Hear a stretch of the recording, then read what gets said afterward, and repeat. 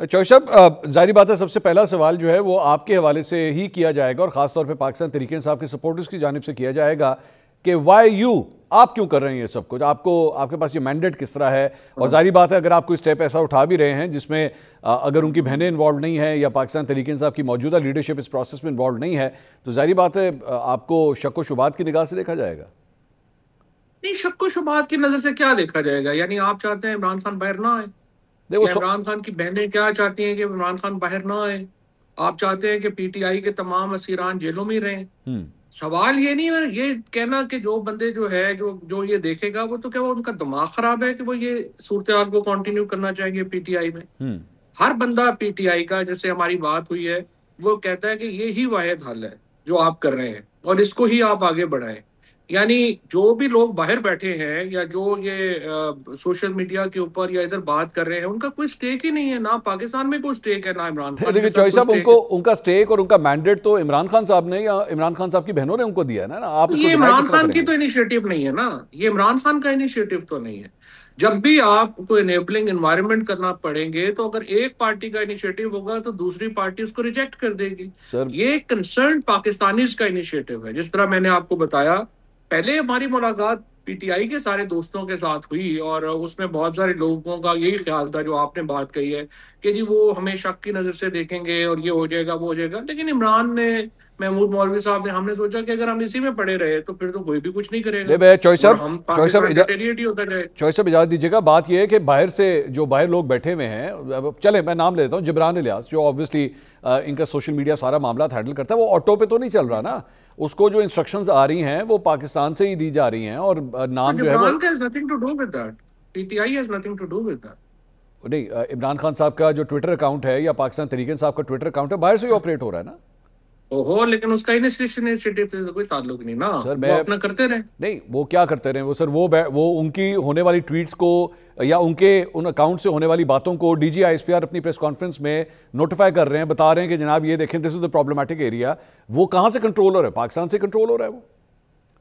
मंसूर, देखिए बात यह है, जो इमरान खान साहब की ट्वीट आई उसके जवाब में डीजीआईएसपीआर की जो है प्रेस कॉन्फ्रेंस आई, उसके बाद और बयान आए, ये सारा असल में तलखियों का इजहार है। ठीक है। हमारी जो एफर्ट है और कोशिश है कि आप, यही तो मैं कह रहा हूं कि जब तक कोई तीसरे फ्रीक इसमें डल के ये तलखियों को नीचे नहीं लाएंगे, कैसे आगे बात चलेगी? मेरी इस वक्त जो प्रॉब्लम है पीटीआई का, वो मेजर प्रॉब्लम ये है कि कोई स्ट्रक्चर नहीं बचा।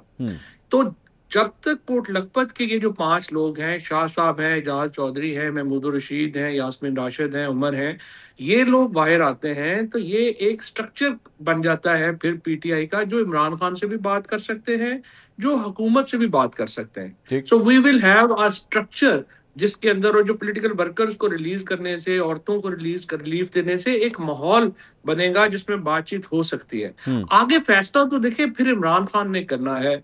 उन्होंने अगर हॉक्स के ऊपर ही रिलाय करना है, बातचीत नहीं चलेगी। अगर एस्टैब्लिशमेंट या हुकूमत भी ये फैसला करती है कि नहीं, हमने इनको तुन के रखा हुआ है, डंडे सोटी से बिल्कुल हम ठीक चल रहे हैं, फिर इनिशिएटिव नहीं चलेगा। हमारी तो कोशिश है ना कि तलखियां कम हो। आपकी लेकिन अगर तीनों में से आ, एक भी फ्रीक जी चाहता है कि तलखियां कम ना हो, तो हाँ, तलखियां कम नहीं हो। चौधरी साहब आपकी गुफ्तगू से मुझे लग रहा है कि ये जो कुछ भी प्लान है ये अभी तक कम से कम इमरान खान साहब तक नहीं पहुंचा हुआ। इमरान खान साहब तक पहुंचने की अभी जरूरत भी नहीं है। ये अच्छा। इनिशिएटिव फिलहाल जो हमारे पॉलिटिकल असीरान हैं कोट लखपत में, उनसे हमारी बड़ी डिटेल्ड डिस्कशन हुई है। उसके बाद जो और पीटीआई की लीडरशिप है सीनियर, उनसे बड़ी डिटेल्ड डिस्कशन हुई है। वो तमाम इसके ऊपर जो है वो समझते हैं कि यही एक रास्ता है। अच्छा। और उसके बाद जो हमारी गवर्नमेंट के सीनियर मिनिस्टर्स के साथ जो मुलाकात हुई है, उसमें भी हमें पॉजिटिविटी नजर आई है और वो भी समझते हैं कि इसी तरफ ही चलना चाहिए। जारी बात है चौधरी साहब, जो भी आप कदम उठा रहे हैं इसके बाद जो अगला स्टेप आएगा, मैं भी जानता हूं, आप भी जानते हैं, आपकी साबका जमात, या मैं इसको मौजूदा को मुझे नहीं पता मैं इसको किस तरह डिफाइन करूं, बट उनके कारकुन सबसे पहले आपके बारे में यही बात कहेंगे, क्योंकि अभी आपने जुमला कहा कि हुकूमती वज़रा भी जो हैं वो इस कोशिश को सपोर्ट कर रहे हैं, वो चाहते हैं कि ऐसा ही हो। तो इसके ऊपर तो ऑब्वियसली जो पहली स्टेप लगेगी वो एनआरओ की लगेगी कि जनाब इमरान खान साहब के लिए आप एक्चुअली एनआरओ मांग रहे हैं। NRO, I don't think so कि कोई भी शख्स 3 साल से एक इतनी सख्त हालात में जो कैद काटने वाला शख्स है उसको ये एलिज भी कर सकता है कि एनआरओ। अगर एनआरओ इमरान खान ने लेना हो ना तो वो कल कहेंगे मुझे आप जेल से रिहा करें, मैं मुल्क से बाहर चला जाऊंगा, जो नवाज शरीफ साहब ने किया था उन्हें एनआरओ मिल जाएगा, गवर्नमेंट भी शुक्र का सांस लेगी। पाकिस्तान में उनके तो सबसे बड़ा चैलेंज इमरान खान है ना। देखिए, चीज का बात करने का जो तरीका है उसमें यह है कि आपने तलखियां कम करनी है और एंगेजमेंट करनी है, एक तरीका यह है। दूसरा तरीका यह है कि देखिए हुकूमत के अंदर भी तो लोग हैं ना जो कहते हैं कि जरूरत ही नहीं है, बिल्कुल इन्हें तुन के रखो। पीटीआई के अंदर भी लोग हैं जो कहते हैं कि जी बिल्कुल अगर हम इनकलाब से कम में वापस आए तो ये तो कुर्बानियां जाया करने वाली बात है। ठीक है, ये भी मौकफ है, हमारा मौकफ ये नहीं है। हमारा मौकफ ये है कि भाईजान ना इनकलाब पाकिस्तान के लिए मुनासिब है, ना तुन के रखना पाकिस्तान के लिए मुनासिब है। Now this is a point of view. ठीक है, मैं लेकिन इस सारे मामले में आप जिस ग्रुप की बात कर रहे हैं पाकिस्तान तहरीक इंसाफ में, जो ये समझती है कि जनाब हमने इनकलाब के जरिए ही सब कुछ करना है, एहतजाज के जरिए सब कुछ करना है, ऑब्वियसली आई थिंक आपका इशारा मौजूदा लीडरशिप जिसमें सलमान अकरम राजा साहब को रिसेंटली नहीं, ये बेचारे कहाँ के इनकलाबी हैं, इनका ये तो इनका कोई नहीं है, इनकी कोई पोजीशन नहीं है। चौधरी साहब उनको सारा सेंट्रलाइज पावर्स दे दी गई हैं रिसेंटली पाकिस्तान तहरीक इंसाफ में, he is become more powerful now, और उनको सपोर्ट हासिल है इमरान खान साहब की बहन की। तो बुज़दार दो उस मंसूर जो बुज़दार मॉडल था वो भी तो यही था ना।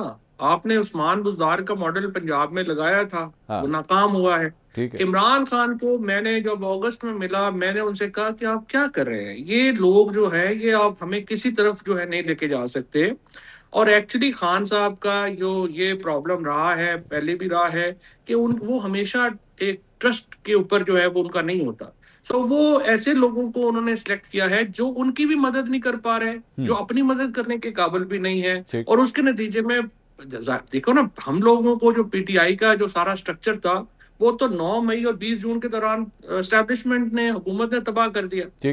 अब उसके बाद कोई स्ट्रक्चर नहीं था। अब खान साहब या तो ये होता ना कि ये जो हम पुराने लोग हैं हमें बुलाते और वो लगा देते, उन्होंने एक बुज़दार मॉडल पार्टी पे लगा दिया जो जाहिर है कि डिलीवर नहीं कर पा रहा, ना ही कर सकता है। बट नॉनदलेस वो पीटीआई इमरान खान जाने और उनका मामला जाने, हमारा प्रॉब्लम इस वक्त ये है कि मुल्क के अंदर जितनी तलखियां हैं, कोई पाकिस्तान के अंदर इस वक्त जो मिडिल क्लास है जो उसकी कमर टूटी है, salaried class, farmer, real estate से वाबस्ता लोग, कंस्ट्रक्शन से वाबस्ता लोग रो रहे हैं।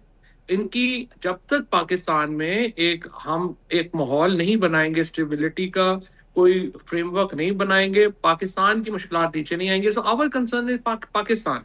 हमारा आपका ये भी तो मुसीबत है ना कि हम बाहर भी नहीं जा सकते अब इस उम्र में, या किधर जाएं हमने तो यहीं रहना है।